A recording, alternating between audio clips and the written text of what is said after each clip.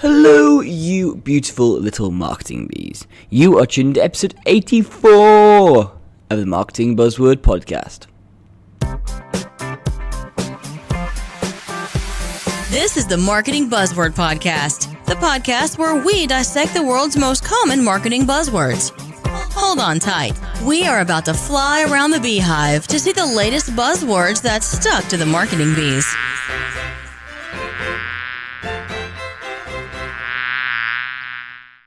Hello again and welcome back to the Marketing Buzzword Podcast. This is the podcast which helps you to understand what all of these business and marketing buzzwords actually mean and decide whether they're helpful or not going forward. I'm your host Ben Roberts, and in this show I'm the marketing bee in charge of making sure I'm getting the right guests and ask the right questions to make sure that these words and phrases actually make sense. And in today's show we're going to do a really interesting one, and it's meme marketing. Before we do so though, I need to let you know that this podcast is powered by Talkative. Talkative is a company that brings together live web chat, web calling, video calling and co-browsing together in one package embedded into your website. This allows you and your business to truly engage with your customers, offer quick and effective resolutions to your questions and improve the customer experience. You can find out more at talkative.uk. And one final thing before we get on to this week's guest. If you are loving the show, please do join the Marketing Worker Bees Facebook group and or leave us a review on iTunes. The Marketing Worker Bees Facebook group is growing really nicely. We're starting to ask more questions there. We're going to start adding some more collaborations in there and trying to be something that's really helpful resource for marketers. Right, that's more enough about me. It's in time to introduce this week's guest. And this week's expert buzzword bee is a guy called Lorenzo Lucio. Lorenzo is the founder of Brick Digital, a search and content marketing consultancy who set out to deliver reliable results and innovative campaigns with a straight-talking approach for small and medium-sized businesses. Lorenzo took a different route to most in online marketing, having set up his own e-commerce business before taking his ideas, experience and passion for marketing to start Brick Digital. He's passionate about breaking down the boundaries and taboo around online marketing, making it accessible for those old-school businesses. Take a look at brick-digital.co.uk for more details. Right, really excited to dive into meme marketing, so that's enough from me. Let's get on with the show. Hi Lorenzo, and welcome to the podcast. Hi Ben, thanks for having me on. No, absolutely, the pleasure is all mine. I'm really excited about this week's episode because meme marketing is something that we're seeing quite a lot at the moment, and this is a really interesting topic, and I feel like we're going to go into find all sorts of rabbit holes to go down here. So, Lorenzo, what is meme marketing, and why is that our buzzword of the week? Well, I think starting with why it's a buzzword is because, as you said, we're seeing so much of it, but yet most of the world, most of the people consuming these memes online, and even most of the businesses out there don't even understand what meme marketing is, or that it's even happening in front of them. And most people will know what memes are. You know, those images, those relatable images. They always seem to be very relatable to your life, or videos that have captions underneath them that then really tie into your life. And those sorts of memes that we're seeing on social media and everywhere else online, those memes are obviously being used for a commercial purpose by brands and other companies. And as I said to you, there's a lot of people that don't understand it's even happening in front of them. And I think that's why I was so interested to talk to you about it and make it the buzzword this week, because it's something that a lot of more people should know is happening. And also, once you're exposed to it, you start to get ideas, and that's how I found it. And you start to see ideas of how you could use that, or how you can use that for clients in their businesses. That's interesting. So, sort of keeping it on this sort of really high level sort of area at the moment, is a meme the same as a GIF in terms of, obviously a meme is more of a static image and a GIF is a moving image, but are they pretty, apart from it being slightly more like 3 seconds long, is that pretty much the difference between a GIF and a meme? I think a GIF is basically just a tool towards creating a meme. So a GIF is its own standalone thing until you add a caption to it. And in terms of there being an exact definition, I think that's where I'd say a GIF becomes a meme. On its own, it's a standalone GIF, and then once you add a caption, which, as I said, makes it relatable to someone and really drives like an emotional response, that's when it becomes a meme. Yeah, no, I get that, and this is something that we do especially on social media. I mean, Facebook and LinkedIn are probably the worst two at the moment, where you see, when I say the worst two, they're just the biggest two. And you see a lot more. I mean, on Facebook particularly, you see some memes just come and go. I mean, we've had like brands like Lad Bible and stuff used to do loads of them. But funny, it's one of those things, we saw loads of brands doing it for ages, and then they seem to have really slowed down, and now we're starting to see brands being a little bit better with it. Is that what you're seeing, and why is that occurring? Well, I think, like you said initially, we're seeing a lot of people using it, and the likes of Lad Bible and all those larger influencer type accounts which have those huge audiences, they knew that memes, they sort of struck gold with memes, and then memes are great and shareable, so that was perfect to grow pages and the like. And then it became a case of you could then obviously sell that exposure as a sort of commodity, as a product to brands maybe through your influencer account. But then, as you said, seeing them slow down from larger businesses using them potentially comes from the fact that, you know, memes, when they start to get viral, anything that gets viral like that, there's a lot of people are using it for good, and then some people are using it with negative connotations. And I think that is where you'll see sort of companies being a bit more careful, because, you know, they could take a totally innocent image of a cat, and depends what caption somebody else puts on it, then brings a negative connotation. I think that's where you'll sort of see businesses will start to invest in their own memes rather than reusing images, because you don't really know the feeling that's already attached to that image / meme for the user who finally sees it. And it could obviously be slightly damaging to the brand. And I think it's similar to any sort of exposure. They don't want affiliation with anything like that. So maybe that's why you sort of slow down. And as I said to you, I have seen, and sort of that's how I really got interested in this area, is I have seen examples of brands and sort of social agencies and things focusing on creating memes for a specific purpose on their own. So they aren't using other people's content now. They're actually creating content designed for memes. That's so interesting, because wouldn't lay public assume that a meme would actually only really be beneficial if there's already context around it, or are you just looking at a picture of someone and a random comment, or are you looking at actually that some of these memes only really catch on because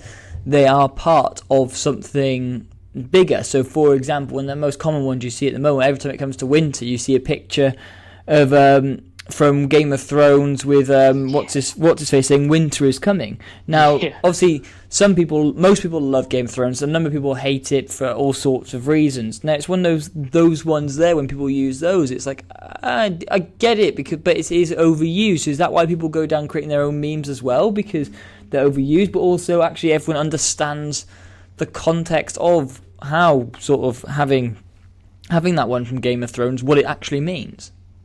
I think you're right. They can be, and that might be it, that some become overused, and, you know, there's some of them which we have seen a million different captions attached to, and the picture or the video behind it does become draining, and we're fed up if it's not as funny as it was at first, or as emotionally provoking as it was at first.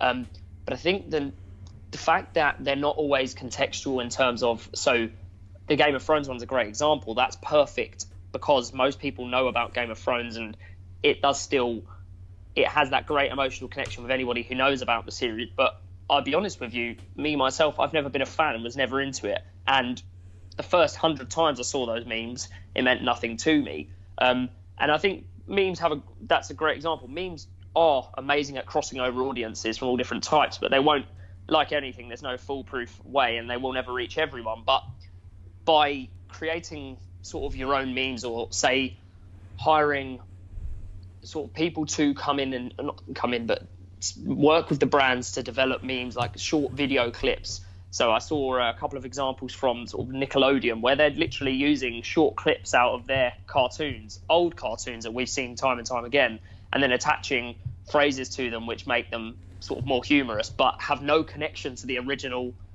post. So it'll be somebody sort of popping their head round the door, and then a caption about when you smell the food cooking, or when mum calls you for dinner. That sort of stuff. It has no relationship to that original cartoon, let's say. I may never have watched that little cartoon, but that action that happens in the video, that they already have the content, or maybe they create the content for it, evokes an emotional response because we can all relate to it. And I think that's why I say to you, they don't have to already have context attached to them. I think you'll see, and you probably have seen, a lot of brands that are building their own because it's so easy to make it relatable for our lives. No, that makes a huge amount of sense. And again, it's that resonating with certain looks, certain situations that makes it sort of shareable. Then, because it's like, okay, look, someone is that look when X happens, when your brother or sister steals the remote from you, or that time. But things like that. So I get that side of it where it's trying to make things relatable. And are there any legal repercussions of this? Because I said one thing you mentioned earlier was that brands were using memes in order to generate awareness and across social media. Is there any legal ramifications? Are there any legal obstacles or any potential minefields that people need to walk through in order to be able to use these memes in their marketing activities? I think obviously me myself not being the expert in legals here, but there has been talk about recent sort of passing of bills to do with copywriting across the internet, and there was I know that you might have seen it yourself. There was a sort of talk on social recently about the death of memes because of this bill that was coming around and was potentially being passed.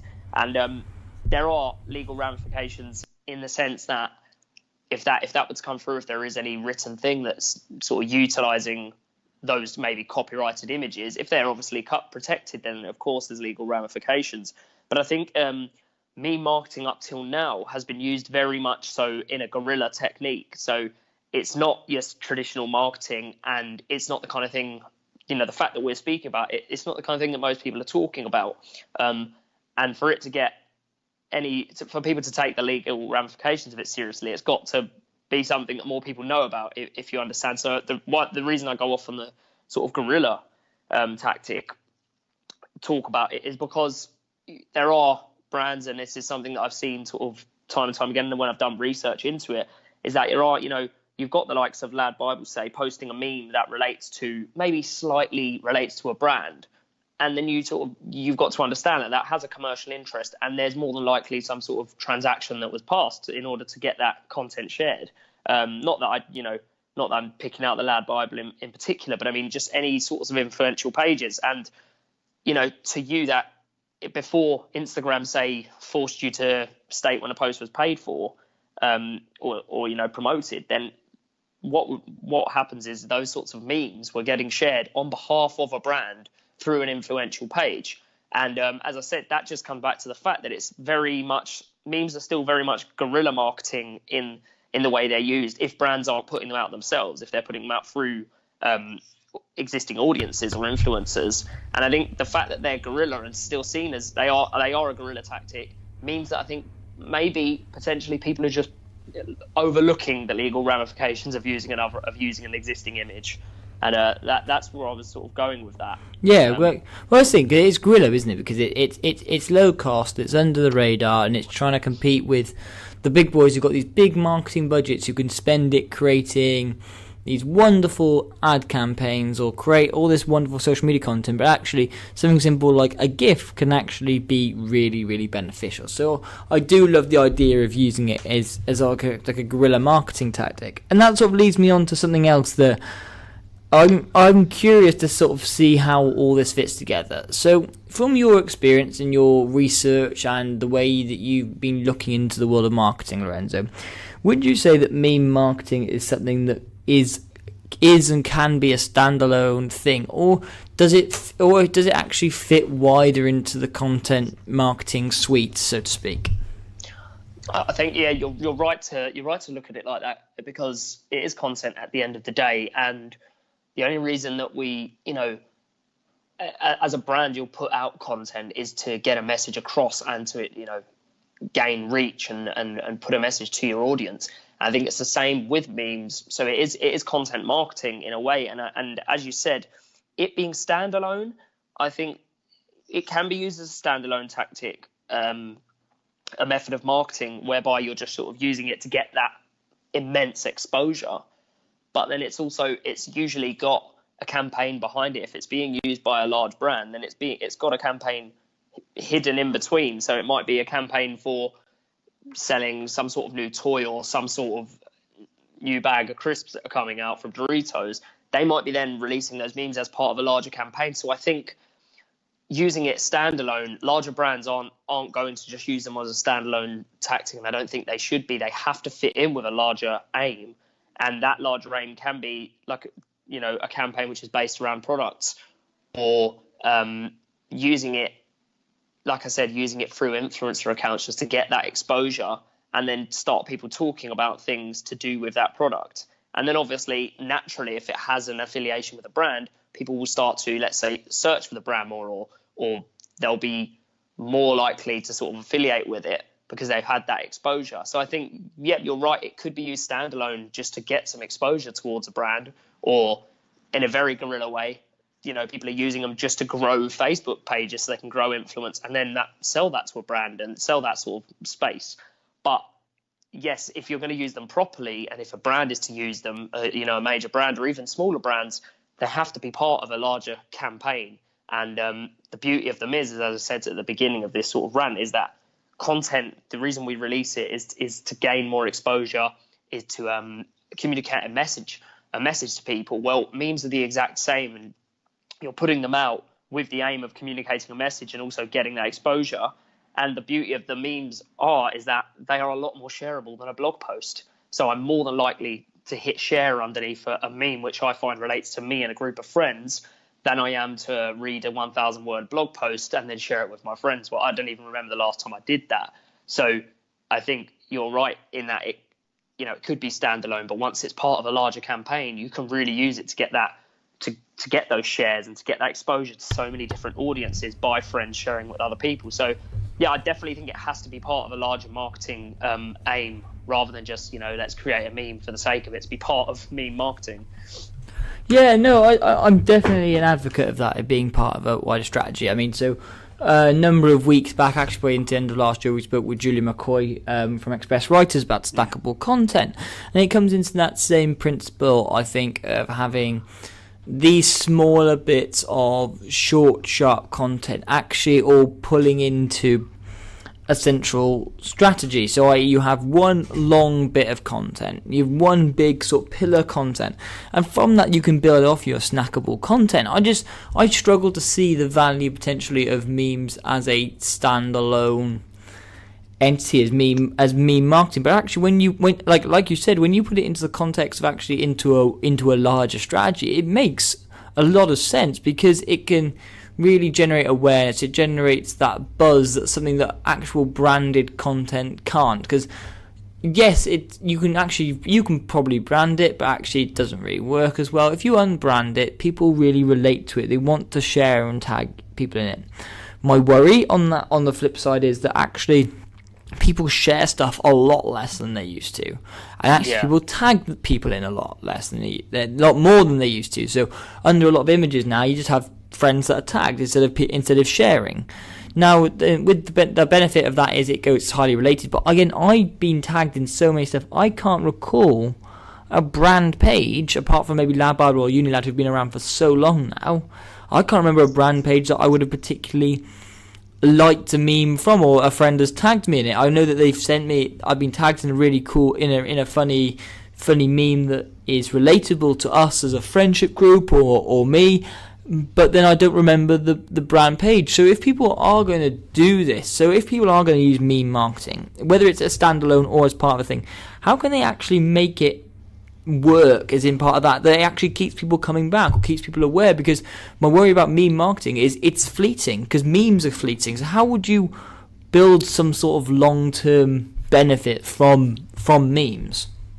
I think that's an amazing point, actually, that yes, you're right, and it's the exact same for me. I don't really, other than the example I'll give in a second, I don't really remember what the last meme I looked at, if it had, I didn't even consider, who it was from or why it was created, or if I was exposed to a brand page through it, or maybe the influencer who posted it tagged the brand page. I don't know. So you're right, and I think there has to be, it is fleeting, and I think maybe it's one of those things that's been used heavily and saturated early, And now it's a case of only the smart ones are winning nowadays, because I know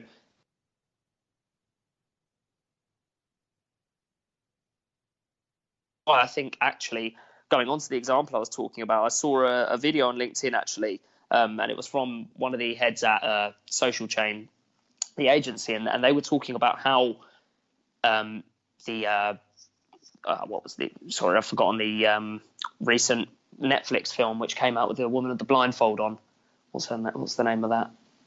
So they'll talk about the other one they did. So they did a meme sort of campaign. They were talking about that for Blue Planet for the BBC, and they used, like I said before, like Nickelodeon did, was they used snippets of sort of snippets for a film from Blue Planet, from the episodes, and then, as I said, layered on some captions and layered on other bits which made them relatable, but yet the footage was still from Blue Planet, and that can be relatable for a million other things. But I think that's where it becomes maybe it's more effective for film, for TV, than for brands as such, because there's been some brands who have made a real hash of memes, and I've seen some examples of sort of like Frosties did one in the States and it flopped completely on Twitter. What was the Frosties one, out of interest?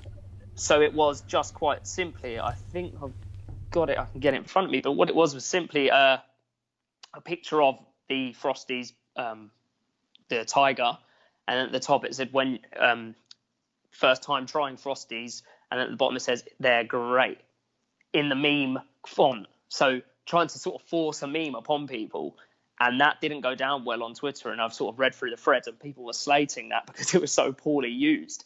But using it in another context, and this is where I wanted to sort of go off on, as I said to you, film, music and sort of TV, using it to promote TV shows and music artists especially. And this is something I saw very recently. I saw an article about some sort of label execs in the States who were using a sort of a 10-step strategy to launching new hip hop artists online. And memes were actually a core of how to get these artists more fame online. And the part of memes in the memes played in it was that they would create these sorts of online feuds around the artist, they then create memes about the artists. All of them have got a tagline, and then they use those memes and add captions, and they'd spread them out online throughout all these influential pages, and that was what they were actually using to launch new hip hop artists, and with real success. And some of the major ones that you can see right now online, they actually a lot of their marketing started with memes. And that's why I say to you, maybe it is moving away from brands, and maybe it is stuff that we can actually relate to. So in a meme for a TV show, well, if it's a well-known TV show that people are talking about, we're going to know one of the characters. And that probably comes back to your example of the Game of Thrones one. The reason it comes up every year is because it's a face that most people will know, and most people that watch Game of Thrones, it will just remind them, and they might go back and rewatch it 5 times over that Christmas period or over the winter. So I think you're right that maybe brand meme marketing might sort of fleet and might die out. But I think if you can use meme marketing, as I said to you, like Nickelodeon, where they've used snippets of their own cartoons, people will relate to that and maybe remember that old cartoon, or as I said to you, use like a clip from a film which is coming out or which has just come out. And I think they're great examples. So maybe you are right that brand meme marketing might not be that effective. Yeah. No, I love this, and I think this is something that actually now starting to think out, getting into it now, is the fact that actually the most effective memes are ones that generally include good quality in terms of either the individual or the brand within the meme itself. So it's not about the brand or the person or the individual who shares it. It's actually about the content itself. So be it from an image, be it a person, be it from something from a bit from a film, TV, from a show, from doing something at home, it's actually the person, individual, or company within it. That is really the important bit in the meme then. Just making sure that is relatable. So actually sharing other memes, like sharing like the Game of Thrones one, or sharing like squirrels, or all sorts of actually, that really isn't very good content marketing. That's quite lazy content marketing. That's just sharing something else and maybe putting words on. That's not great. But actually, when you start creating content around, start creating memes around the content that you already have, that's almost where actually it seems more effective, and that's where it's more memorable, because people then will remember the GIF, the meme, remember the meme and not the place. So maybe that's what we need to focus on, actually, is in part of these snackable memes is actually how can we make that 2-3 seconds, even that single image, how can we make that really memorable and relatable? Yeah, and that comes back to the example I just gave, and actually the other film I was going to mention, I've remembered now, it was the Bird Box on Netflix. And obviously we all saw hundreds of memes come out from that, where it was Sandra Bullock with the blindfold on, and it was being utilized for everything. So it was people using it relating to any sort of sport or interest. And then you'd see the one with sort of the football one where it was the ref tonight, and then it was her with the blindfold on, as if the ref hadn't seen something. So the beauty of them, I think, and regardless of how people actually, if people ever remember them, I think the beauty of memes also is that, like I said to you before, they're shareable, but they're cross-audience shareable. So people who are into football are now going to be exposed to Bird Box when they maybe wouldn't have been in the past. And it's about that, and it's like social proof, because your friend's sharing you in it, stacked along with relatable sort of content, which is because it's about football. And then you might have been hearing about Bird Box, but that might have been the last thing that made you think, right, I'll better check this out. It seems pretty popular. And I think it's not only they have to remember the meme, it's like that opportunity that a meme gives a brand or a like I said, a film or a music artist. It's that opportunity that it gives them to hop between the audience who already knows them into a new world of audience that maybe would have never heard of them before, because their demographic isn't perfectly suited, but memes give them that real sort of hyper exposure. I think that's a really interesting point, isn't it? The point of crossing boundaries and entering new markets, just because, some people would never, a lot of, say, football, hockey, rugby fans, whatever it is, some people may have, unlikely, but some people may have not heard of Sandra Bullock and may have not have known anything about Bird Box, but actually, because that GIF is relatable, as that meme is relatable, people can share it. But again, is that something that you can really drive as a business? So would you create these memes yourself and start trying to share them, or do you hope that people start doing it themselves? Because I can see the example of Bird Box, where actually, look, whether you'd heard about it or not, it's actually got a fair bit of money behind it, and people will know about it. You've already reached hundreds of thousands of people. Now, do you would you, as a company, create a GIF? So you say you've just made Bird Box, or even you've made a small video in work, and it's someone just like not being able to catch a football. Yeah. So it happens to have your company logo in the background, and someone not catching a football or something. And then would you share that, or how do these memes actually come out? Because it seems like maybe you have to always you have to almost keep forcing your memes out there, whereas some of these bigger ones, do they create them and then other people share them? Do they let people just create them themselves? How does all that work, the process? Well, I think without obviously being able to say, yes, definitely they're creating them, let's sort of look at it like this. We see these memes getting shared, and you'll see 100 different captions for this one image of a meme.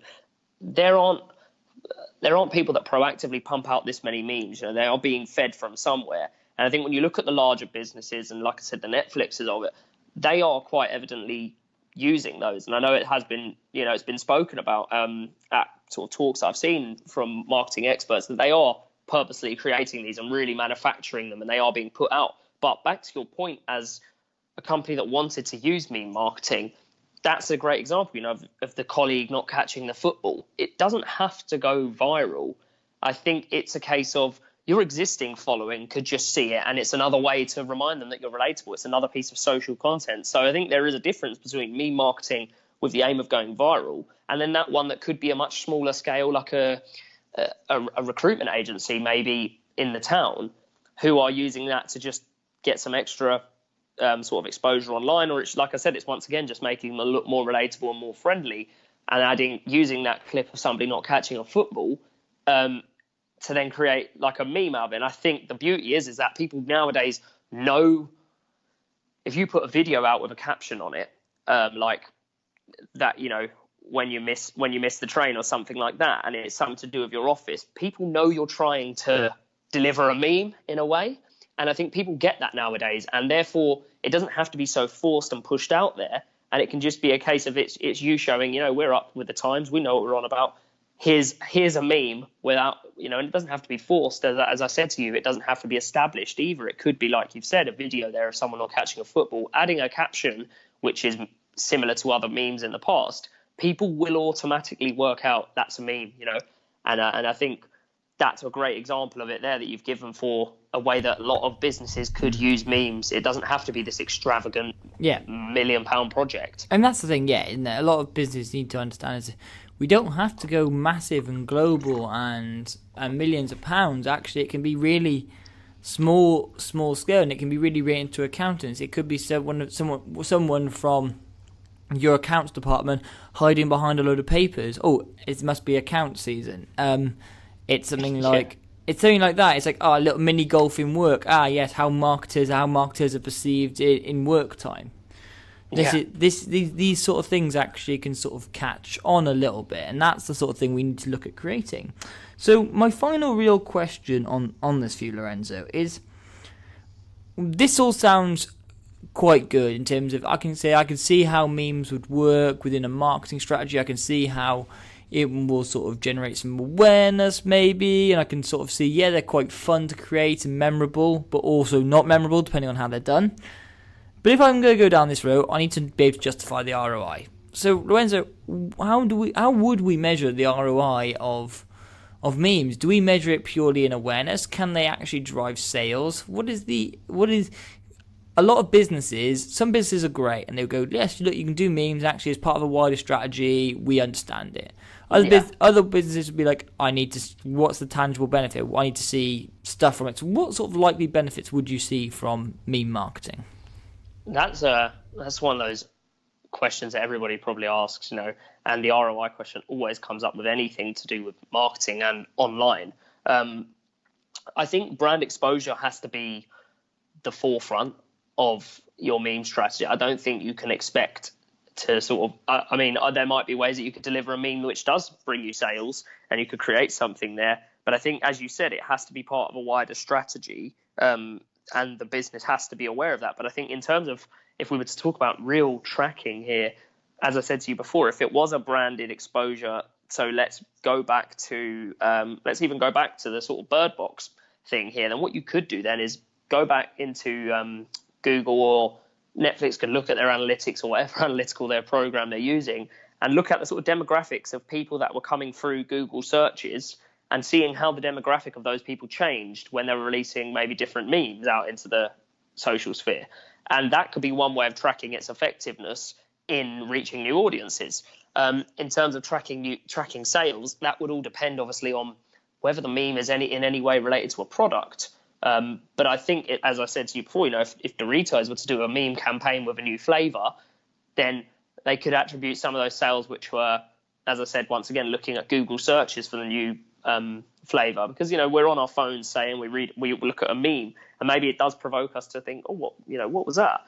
Then we might search will maybe be the first place we look. So I think that's got to be the first place you look for ROI in a simple term. But then also, if you are using it obviously on social, then you'll be able to see your clicks through from your social page and your sales through Facebook or through Instagram, the sales that originated there. But then if you're using other influencer accounts to share these memes, then that starts to get slightly more difficult, because they might not tagging your page, and it might not actually be that effective if they do that. It might not get the same reach or get the same benefit.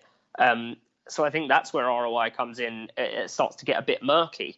But in terms of I think it has to always be seen as a much wider strategy, and just accepting that this is our exposure piece here. This is our piece that's really going to get people seeing and more eyes on our content, and then really not chewing on it, but sort of settling with that. And then, as I said, having a wider strategy which follows that meme, which follows that series of memes, and then has a commercial interest or a benefit.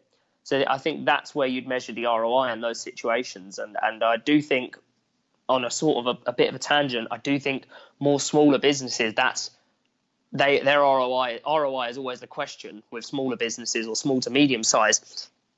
But memes can still be very trackable if you're to use it in a local setting. So, you're using locally relatable memes for a town. So if you said in Kent, people would share things to do, that people in Kent would relate to. And if it's to do a pizza shop sharing that out, and then the pizza shop sees an upsurge, or visits to their Facebook page, that could be a great way for a smaller business to use meme marketing and see some sort of ROI on that exposure. And it doesn't have to be anything expensive. It could just be somebody that works at the restaurant throws together a picture because they had a good idea one day. No, I love that, and I love the idea that actually that it's understanding that actually this comes in as part of a wider marketing strategy, and not everything in marketing or anything we do has to generate necessarily an ROI itself. Now, the whole strategy itself has to generate a return on investment, but actually as an individual activity, they all should feed in together. So certain parts of it are actually more awareness driven. So again, for the marketing strategy that I've built here at Talkative, it's like parts of it are being awareness, some parts of it are conversion related, some parts are retention related, and it's like, well, what's the ROI of retention? Okay, it's how long do we keep a customer for? Okay, well that's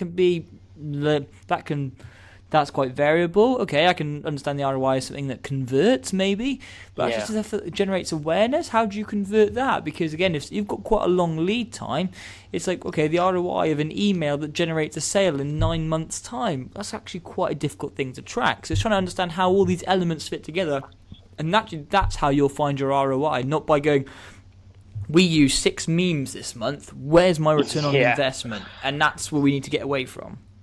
Exactly that. It's just like any other form of content marketing, whether a company releases a video, a meme or anything, most will understand that, a video might not get that much, it might get them that exposure, but the ROI is hard to track really. It's similar to most other pieces of content, like a blog post. Most will just understand that it is tough to track the exact ROI of that. Yeah, no, absolutely. No, I think this is really interesting. Thanks so much for coming on today, Lorenzo, because I think this is something that is a topic that people mention more and more, and it's something that we see that is on people's radar, and people are aware of memes and how they can potentially work. But it's always interesting to see actually how they fit into a strategy, or how they wouldn't fit into a strategy, and how different memes, actually a meme isn't just a meme, actually there are so many different types and styles, and actually that's one of the things that we can get caught in this trap of going, oh, it's a meme, all memes are the same, they're all just bits of, they're not, and it's trying to understand actually certain ones can have real tangible benefits to your business. Maybe I'm still very, very skeptical that I don't think it'll work as its own entity, but as part of a wider content strategy, I feel like actually memes are something that people could use, especially if you're building a personal brand or a reputation. Like you use the example of artists, if you use the examples of people in there, like, oh god, this is how you feel today, and it's just like you like banging your head on a desk or hiding behind a load of papers. These sort of things are a bit more funny because other people really relate to that, and that's actually a great way of using a meme. Yeah, no, that's a great example. And as I said to you, you're not an established meme. The video of you banging your head off the table isn't an established meme. But it's like memes exist, and people know what they look like nowadays, that you're sort of playing on the meme game without having an established meme. And I think that's a great example of how somebody building a personal brand could use one. Awesome. No, thanks so much, Lorenzo. So before I let you go, though, I need to ask you one other question before, which I ask everyone else. And luckily I did remind you about this question, because sometimes I do forget to tell people this question, so you're one of the lucky ones. What are the marketing buzzwords out there right now, Lorenzo, you loving or hating? What is really grinding your gears and making you go, oh, please stop using this term? Or something you're like, yes, I use this term all the time and I absolutely love it. I think, as I said to you, we had a quick chat about this before, but I think mine's not so much a buzzword, maybe you won't agree with it, but digital marketing, the term as a whole, I think people need to move away, and it does grind my gears sometimes when they see you as a digital marketer, or we want to, as a business, we want to do digital marketing, and they see it as a sort of a turnkey solution, that you do this one thing called digital marketing, and that's how you get business online, or that's how you gain exposure online. And like when we spoke about it briefly, digital marketing is simply marketing in the digital space. It's not an activity as such. It is nowadays, it is just marketing. Digital internet is so integrated into our lives. We've got to forget the fact that it's digital marketing and then just see it as marketing in the digital space. But that comes back to everything we've spoken about today. It has a whole strategy. There's parts to digital marketing. Meme marketing is part of it. SEO is part of it. Content marketing is part of it. So a digital marketer, it isn't somebody that does all of those perfectly. And I think that's really something that grinds my gears, that people sometimes in businesses see it as, our next key to expansion is digital marketing. Well, what does that look like? And I think people need to dull down that use and start to familiarize themselves with some of the other buzzwords like SEO, pay-per-click, or content marketing. Yeah, no, I absolutely love that. I think it's one that I hadn't considered, and I still wouldn't consider necessarily a buzzword, but I understand actually the context around it. The fact that actually, look, digital marketing is marketing these days. Yes, maybe you want to niche yourself down into thing, but actually, by saying digital marketing, you're not really narrowing much out there, because the digital marketing is the majority of stuff now. Now you have, yes, you've still got lots of stuff that happens offline. You've got your print marketing, you've got your event spaces, you've got all things like that. But actually, there's a huge amount more probably that happens online these days. So actually saying your digital marketing is just too broad a term, and it hasn't really got that much marketing. It's like, I do digital marketing. What you do? SEO, PPC, content creation, podcasting, blogging, video creation, YouTube, exactly. And literally the list goes on and on. So it's like, actually, be more specific. Yes, you can maybe work in marketing, or you work in digital marketing, but what do you really do? And that's the one thing that annoys me about it, is I don't want people saying they work in digital marketing, but it's, what do you really do? Because you don't do it all. Maybe you do it all, but you actually only scratch the surface on any of it. Exactly that. No, that's a great explanation of it. Brilliant. Thanks so much for coming on today, Lenzo. It's been an absolute treat, and I wasn't sure what to make. Honestly, I was not sure what to make of this meme marketing, but it's been really, really insightful, because this is a term that I think I was like, this could go all sorts of different ways, and it's been really, really interesting to sort of see, and I love the value you've given on it. So thank you so much for your time today, Lenzo. No, thanks for having me on, Ben. It's been great to talk about it and have some questions on it, which really do, like you said, take you in all sorts of directions. But I think it's exposed a few things that even now I'm going away with ideas on this, and hopefully you do, and the people listening do as well. Absolutely. Hey, take care, mate. Great. Thanks a lot, Ben. Now, this idea of meme marketing is such an interesting concept. I'm really stuck on potentially the way and means in which it can be used. I can perfectly see it in terms of a full marketing strategy, how it blends.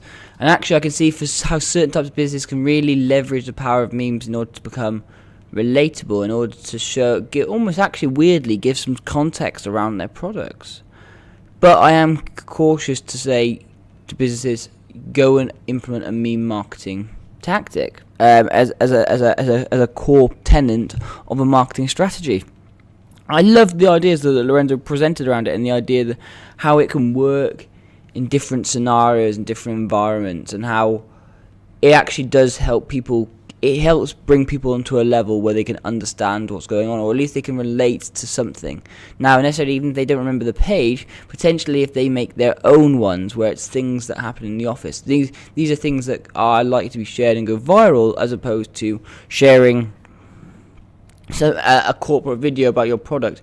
Yes, a few people will watch it, but no one's going to actually share it because it's not that funny or engaging.